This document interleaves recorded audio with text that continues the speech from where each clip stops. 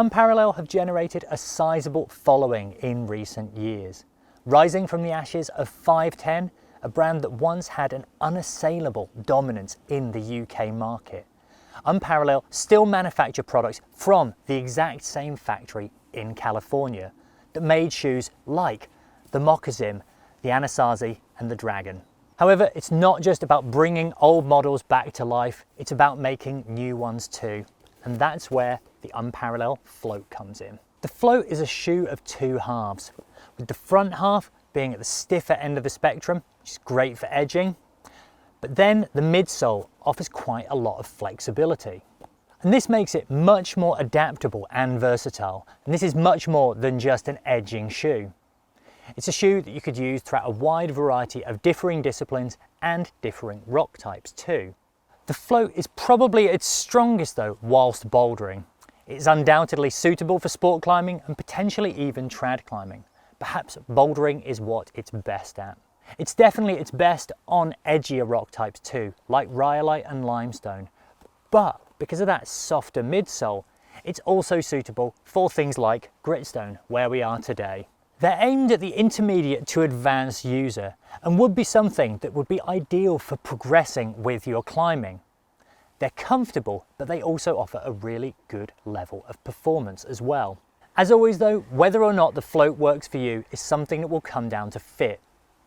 In terms of width, it's fairly neutral, and in terms of volume, it's fairly high. And the reason for this is because it's designed to be used with your toes knuckled up against the end. Now, just how knuckled your toes up are against the end is up to you.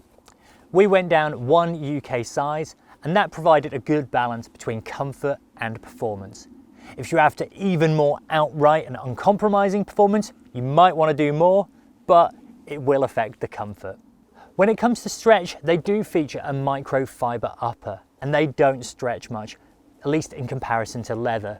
So whilst they may give a bit, they won't stretch a lot. Now when it comes to refining that fit, you've got this fairly industrial V-shaped strap. And it does allow you to adapt between tightness at the front and across the middle too. This is nice because you can really crank them up at both sides when you're into project mode, but if you're just doing a nice gentle circuit, you can keep it a little bit looser. The other thing which is an issue with some shoes, but not the Float, is that it has a nice wide opening. You do not want the crux of your day's bouldering to be getting your climbing shoe on. On the sole of the shoe, the Float features Unparalleled's RS rubber, which is the softer of their two compounds. And on the back end, on the heel, they use RH, which is the firmer of the two compounds. Now the idea behind this is, up front, it gives you that stickiness you want to catch on smears and edges, and on the back end, that firmer compound just gives the shoe and the heel that little bit more structure. On the whole, the construction of the Float feels quite basic but bomb-proof, with the industrial strap being a good example of this. It's a very belt and braces approach. So I've really rated the Float. It's got a good blend between support and sensitivity, and it's also quite comfortable too. And the fact that it delivers a good level of performance across differing disciplines and rock types means that it's a climbing shoe you could buy and do a lot in, and it could in fact be your only shoe.